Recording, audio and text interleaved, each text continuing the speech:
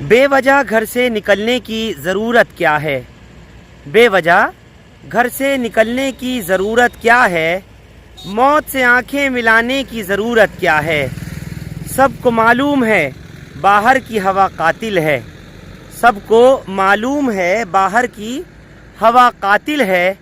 यूं ही कातिल से उलझने की ज़रूरत क्या है? एक नेमत है ज़िंदगी, उसे संभाल के रख। कब्रिस्तान को सजाने की ज़रूरत क्या है? दिल के बहलाने को घर में ही वजह काफ़ी है। दिल के बहलाने को घर में ही वजह काफ़ी है। यूं ही गलियों में भटकने की ज़रूरत क्या है? यूं ही गलियों में भटकने की ज़रूरत क्या है?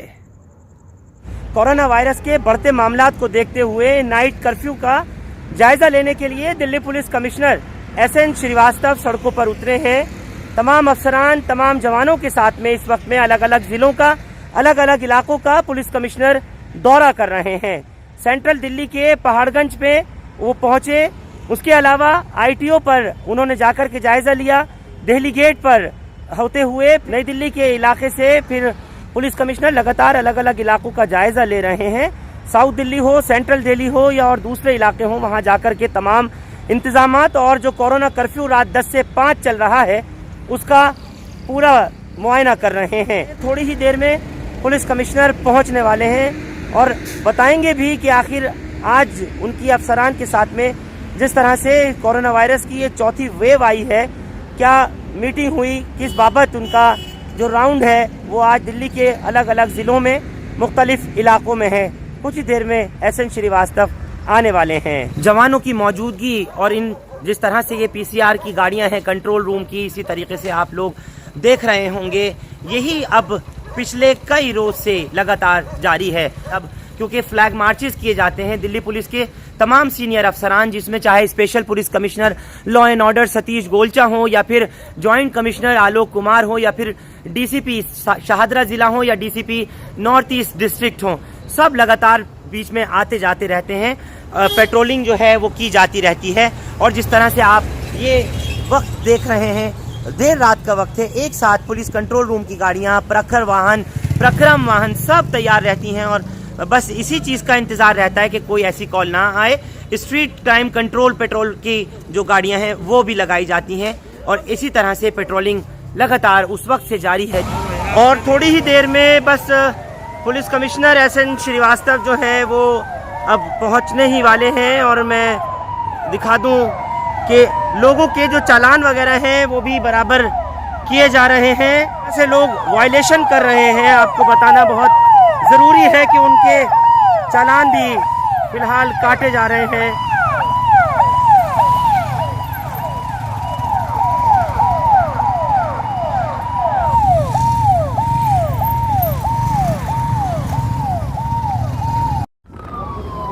और इस वक्त पुलिस कमिश्नर SN श्रीवास्तव की गाड़ियों का काफिला जो है अब नज़र आ गया है और स्पेशल कमिश्नर्स हैं, साथ में जॉइंट कमिश्नर्स हैं, DCP वगैरह डिस्ट्रिक्ट्स के SN श्रीवास्तव के साथ में हैं। ये आप लोग देख रहे हैं बराह रास्त लाइव सीधी तस्वीर हिंदुस्तान लाइव पर जगह जगह बैरिकेड्स लगाए गए हैं। ये देखें कमिश्नर गाड़ी से इस वक्त उतरते हुए आपके सामने लोगों को भी समझाया जा रहा है बराबर कि आप लोग घरों से बाहर न निकलें। 10 से 5 अगर कर्फ्यू का ऑर्डर है तो कम से कम इस चीज़ को ज़रूर समझें और देखें, नहीं बाहर निकल कर आएँ, अन्यथा चालान तो ज़रूर होगा, कार्रवाई होती हुई। क्या देखा है?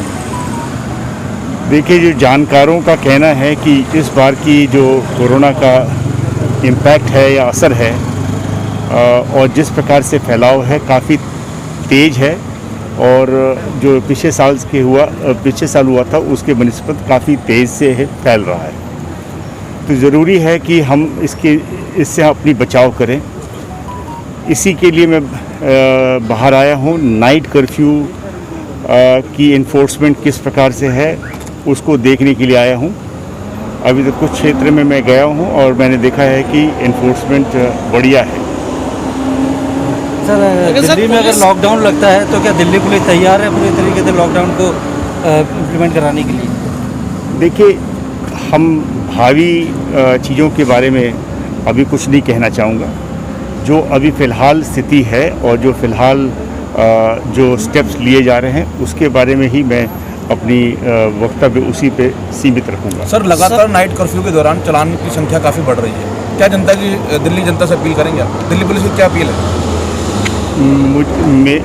मेरा जो अपील दिल्ली की जनता से यही है कि आप अपने लिए, अपने परिवार के लिए, अपने सगे संबंधियों के लिए और बाकी दिल्ली की जनता, देश की जनता के खातिर आप कोविड एप्रोप्रिएट बिहेवियर फॉलो करें। आप खुद अपने को नुकसान पे डालते ही हैं और बाकी को भी नुकसान उनका भी करते हैं।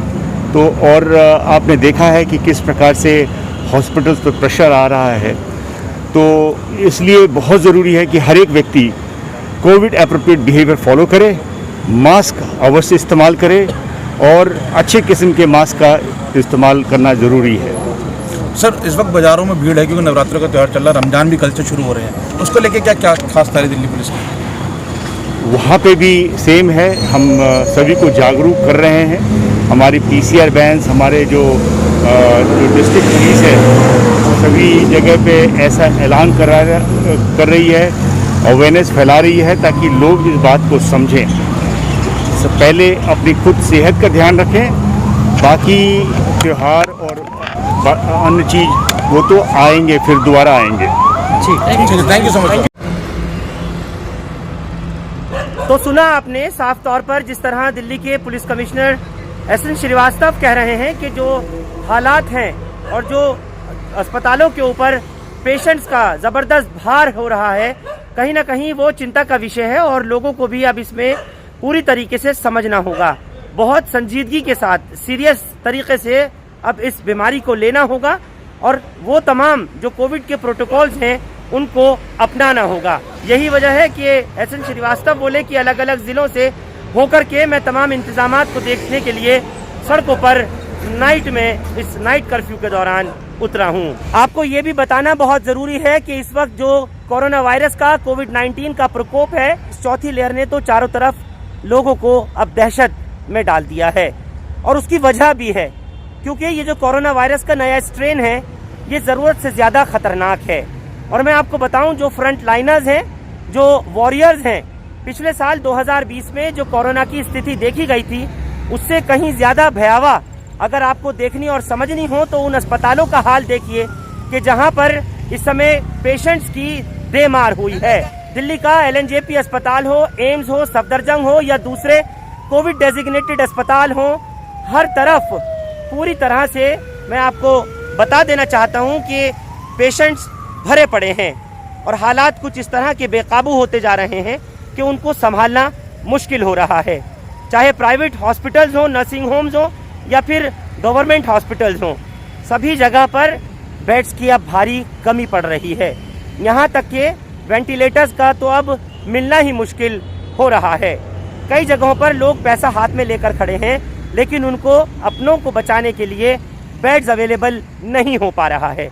एक नामुमकिन सी चीज़ अब लगने लगी है कि अब लोगों को आसानी से ICU अवेलेबल हो जाए, दस्तयाब हो जाए। और जैसे कि आपको बता रहा हूं, ये LNJP हॉस्पिटल जो कि दिल्ली का सबसे बड़ा कोविड डेजिग्नेटेड अस्पताल पहले भी 2020 में बनाया गया था, जिस वक्त में कोरोना वायरस का पहला स्ट्रेन आया था, और उसके बाद अब जब ये चौथी लेयर आई है तब भी LNJP हॉस्पिटल में तमाम पेशेंट जो हैं वो लाए जा रहे हैं। LNJP हॉस्पिटल पर इस वक्त मरीजों का बहुत ज़्यादा प्रेशर है और वो इस वजह से क्योंकि दिल्ली के बाहर से भी NCR और उत्तर प्रदेश, हरियाणा, राजस्थान वगैरह से भी पेशेंट्स जो हैं वो यहाँ पहुँचाए जा रहे हैं। बेड्स की वाकई बहुत कमी हो रही है, वेंटिलेटर्स का तो मिलना नामुमकिन सा हो रहा है।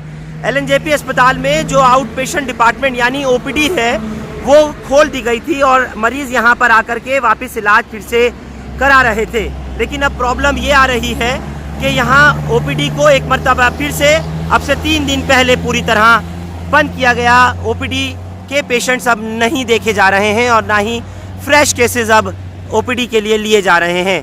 तो यहाँ एक जो स्थिति अब बनी है वो वाकई समझने की है कि आप लोगों को भी इस पर तवज्जो देनी होगी, क्योंकि जिस तरह के यहाँ पर नंबर ऑफ़ बेड्स हैं वो 2010 बेड्स हैं, जिनमें कि सारी ही कोविड नहीं और दूसरे भी इलाज किए जा रहे हैं। लेकिन बहुत से ऐसे हैं, ख़ास तौर से जो गायनी पेशेंट्स हैं, जो कि पेडियाट्रिक्स के केसेस हैं, उनका भी ट्रीटमेंट चल रहा है और दूसरे जो डायलिसिस वगैरह के केसेस हैं वो भी देखे जा रहे हैं।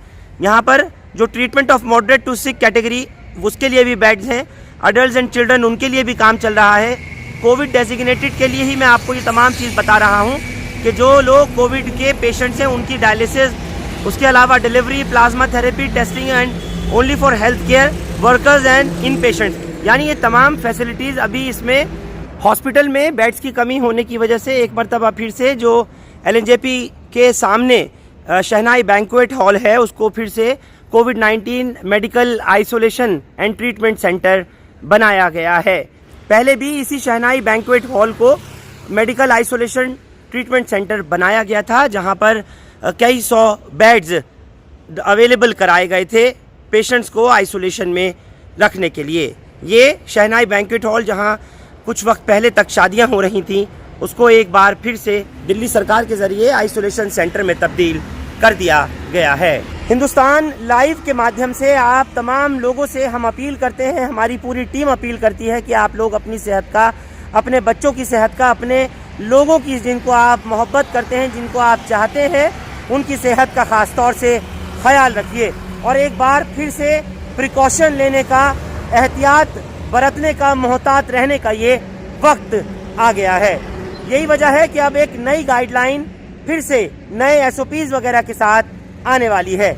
उसके अलावा जो कुछ भी ऑर्डर्स होंगे, जो नया होगा, वो आप लोगों तक 1-2 रोज़ के अंदर पहुंच ही जाएगा। लेकिन अस्पताल तक पहुंचने की नौबत किसी की नहीं आए, उसके लिए दुआ भी कीजिए, कोशिश भी कीजिए।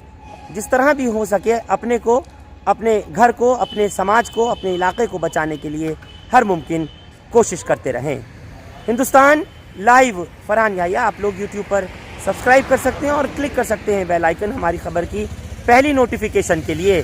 फेसबुक पर हमारा page Hindustan live Farhan Yahiya follow और लाइक कर सकते हैं। बहुत बहुत शुक्रिया साथ जुड़ने के लिए। Thank you for now.